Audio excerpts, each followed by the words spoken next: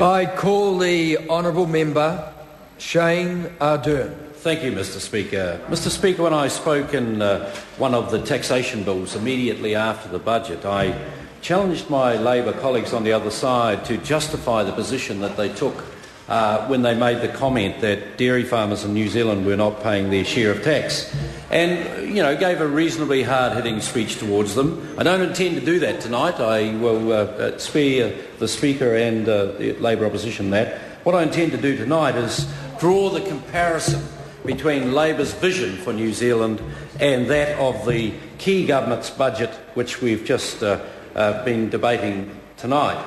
First of all, Mr Speaker, let's have a look at where we can grow the economy. And the real irony of those comments when we last debated this issue about dairy farmers not paying enough tax is that the only way that we can grow this economy, Mr Speaker, is to grow our export sector. That is the only way. There is no other way. There is no magic bullet. We can't pay for the educational aspirations that the Green member spoke of. We can't pay for the extra police that the Minister spoke of. We can't pay for any of the things that I'm sure the whole House would be united on unless we have a strong and growing dynamic export sector. And the only way that you can get a growing dynamic export sector is to have competitive tax rates. And that is why, Mr Speaker, competitive with our international competitors that we must trade against. That is why this government has announced that we will cut company tax to 28% and implement across the board personal tax cuts as and when they are affordable. Now, we've heard from the other side that this side of the House is only interested in supporting its rich mates. We hear that all the time. But what we don't hear from the other side of the House is where they are going to invest to bring about some of the changes they say are necessary. So let's have a look at what this government has done. The Global Research Alliance, a lot said about greenhouse gas emissions, and of course the Labor opposition have just announced that they will bring forward the ETS into agriculture. Let's have a look at what the key government has done. 45 million to increase food production and tackle the greenhouse gas emissions into the Global Research Alliance. Now, Mr Speaker, this will come as a surprise to the other side. We are one of the lowest carbon food producers in the world. Our farming systems are such that we produce food, even when it's exported to the markets on the other side of the world, with a lower carbon footprint than most other producers, one of the best in the world. We are already ahead of the game. So what is Labor's response to that? Slap a tax on the farming sector, increase the cost of food, make us less competitive, create more production in systems across the other side of the world that are less carbon friendly in their production systems than what we are. What else has the national government done? The New Zealand Agricultural Greenhouse Gas Research Centre, 50 million over 10 years going into that fund, Mr Speaker. These are true investments. They grow on the back of the growth of the export sector. These are real, tangible investments that will bring about actual results as opposed to the envy-type tax that you hear from the other side of the House, which is to identify a small sector of the population which represent about 27% of the country's export earnings and suggest to the community that they are not pulling their weight, when they are a group of people as individuals that more than pull their weight, more than pay their fair share of tax, and are the first to contribute whenever there is a major crisis such as the Christchurch earthquake. And we saw that with the Fonterra tankers and the Farmy Army in Christchurch, Mr Speaker. So someone will defend them, and that will be me. Amend the admissions trading scheme to make it fairer to farmers and families. And we did that straight after. And there's reference to it in the recent budget as well, Mr Speaker. So we did that straight after becoming the government. Implement a more balanced approach to the 10-year review and high country policy. And you should have heard the Labor opposition's opposition to that. You should have heard it. It was pure vitriol. I have never seen And I do sit here and struggle with why people would be so, bent and twisted towards the agricultural sector, as Labor can be at times. And I guess we had that question answered the other night when we watched Comrade Keith on a dairy farm in the Waikato. The only downside of that, of course, Mr. Speaker, was the fact that Keith is leaving. We may have one member in the Green... Order. The member is referring to a member of the House. They must use their full name. Oh, Keith Locke. The member, Keith Locke, attended...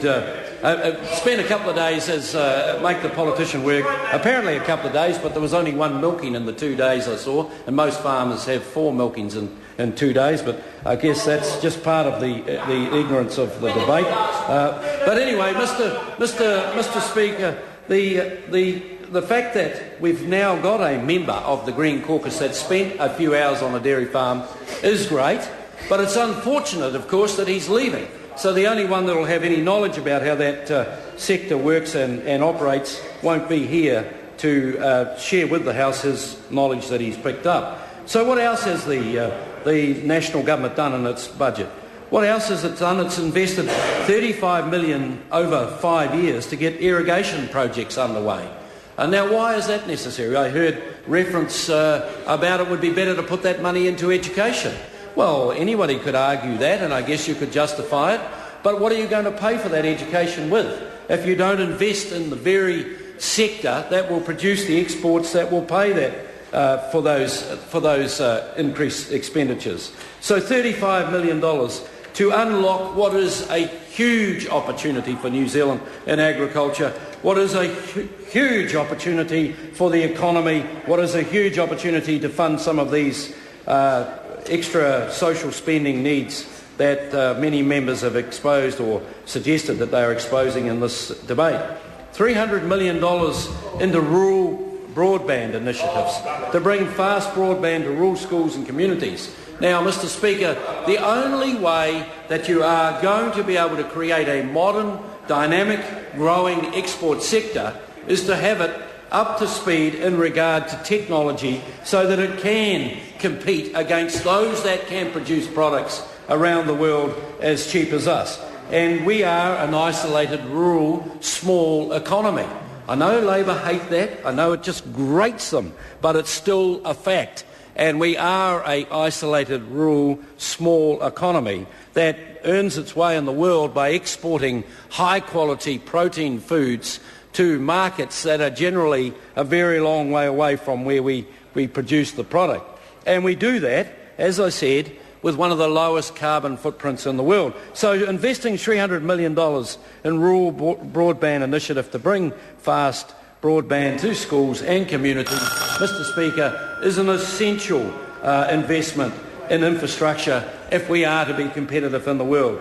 Around $450 million for rural infrastructure in a range of other services, roading being one of the major ones. Mr. Speaker, what happened under the Labor government is we saw 9 years of lost opportunity.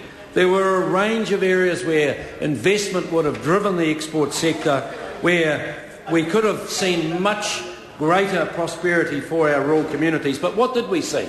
This is the legacy of the Labor government. If you travel around electorates like my own, the Taranaki King Country, you'll find rural schools that were once the centre of excellence in education closed and abandoned. That's the legacy of the Labor government, Mr. Speaker, and it's the vision of the Labor government if you look at what they would do given a chance going forward. Their answer to the problem that we face, the $380 million as they stated in their comments in question time the other day, $380 million of borrowing per week, their answer to that is to tax the farming sector more, and we'll be able to borrow less. We can spend more, we can grow bureaucracy, we can push up interest rates, we can drive down exports, we can get an economy that's imbalanced, and that will somehow rebalance what they see as an inequity. Well, Mr. Speaker, the only way that this economy can grow going forward is to increase the exports of high-quality products to make New Zealand a more dynamic, more prosperous economy where young people want to come back. And I want to finish with this, Mr. Speaker. My son, who has an IT degree and was in London, said to me, I want to come back to farming. How should I have answered that? You're fine as long as it's not a Labor government, son. Good answer. Mr. Speaker. I call